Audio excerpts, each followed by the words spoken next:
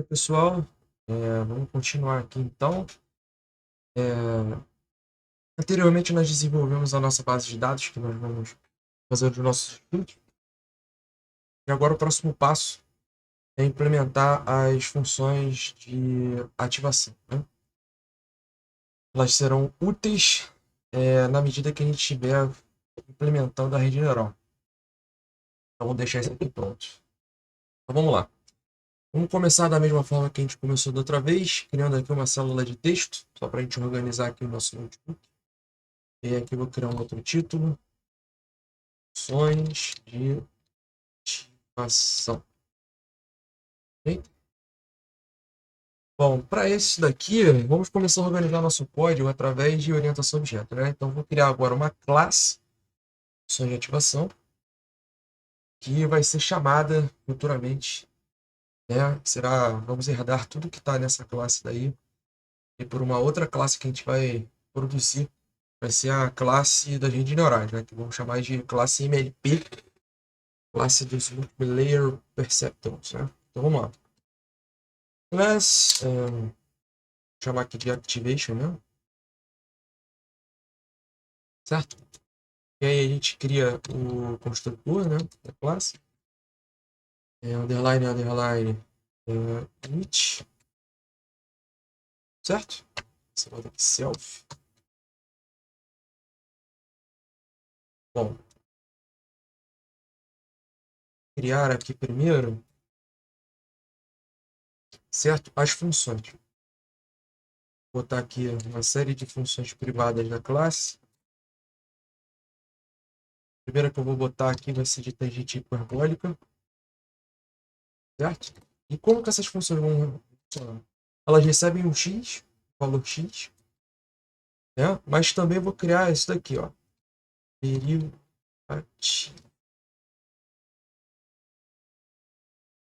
Certo? Aí eu vou botar aqui igual a false. O que vai ser esse derivativo? Bom, em tese, a gente quer o quê? Que essa função nos retorne a função propriamente dita, né, gente? Então, vamos lá. Como é que é a tangente hiperbólica? É assim, né? Função aqui exponencial de x, certo? Menos exponencial menos x, dividido, certo? Pô, aí eu venho aqui, ó, copio esse cara todo, aí é dividido por exponencial de x, só que aqui é mais exponencial de menos x. Tá, o que que acontece? Essa função, como a gente precisa não só do valor, né, da função de ativação propriamente dita, para quando a informação for propagada em a reta pela nossa arquitetura, ao longo do treinamento, backpropagation, lá na frente, que a gente vai explicar, a derivada dessa função vai ser necessária. Tá? Por isso que eu estou colocando esse atributo aqui nessa função, o derivativo, porque quando ele for true, né, o retorno dessa função vai ser a derivada dela. Então, como é que a gente faz isso daqui? Né? A gente bota aqui um if, derivativo. Aí que eu só preciso botar aí derivativo, né? Já que esse é um booleano. Né? Quando isso aqui for true, aí ele entra. Aí, no caso disso aqui ser true, ele vai retornar a derivada, que eu já vou escrever aqui a expressão dela. Else, ou seja, o caso que o derivativo for falso, ou seja, tem que retornar o valor da função propriamente dito, aí retorna aqui, né, a gente hiperbólica. E aqui eu vou fazer uma coisa interessante, né? Como essas funções de ativação elas possuem uma propriedade muito interessante, né? Você consegue escrever a derivada delas em função delas mesmas, né? Então, eu vou usar a própria definição dessa função, no caso que o derivativo é igual a false, né? Para escrever a expressão da sua derivada, né? Então, vamos lá. Vai ficar assim, ó. 1 menos...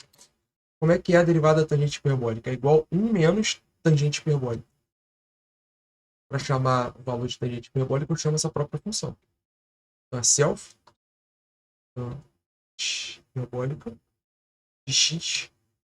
Mas aí aqui é o caso de derivativo igual a false. Nem precisaria escrever isso aqui, porque o default, né, é ele falso. Botando aqui só para ficar mais claro o que está acontecendo, belezinha? Feito. Outra função de ativação que a gente vai usar é linear. A linear, ela é imediata, né? Self, x, mesma coisa.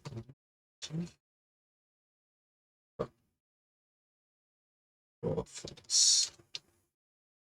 Certo?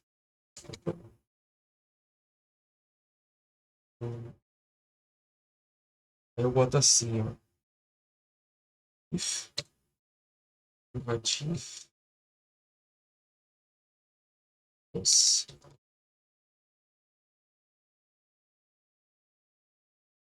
Com a expressão linear, o próprio x, né? Você recebe x e vai para esse próprio x. Derivada disso é igual a 1, certo? Então aqui eu vou usar o numpy once para produzir um array, mesmo shape, próprio x.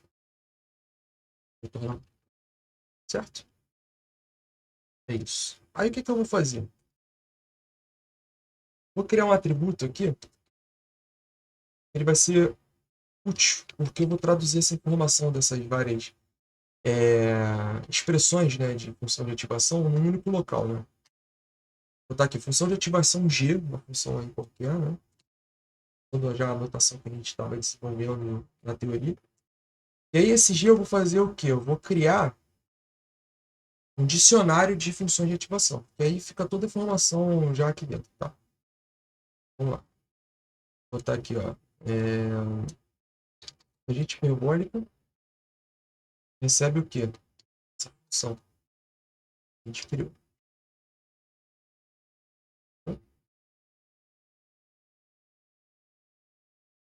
Linear, receber, função linear.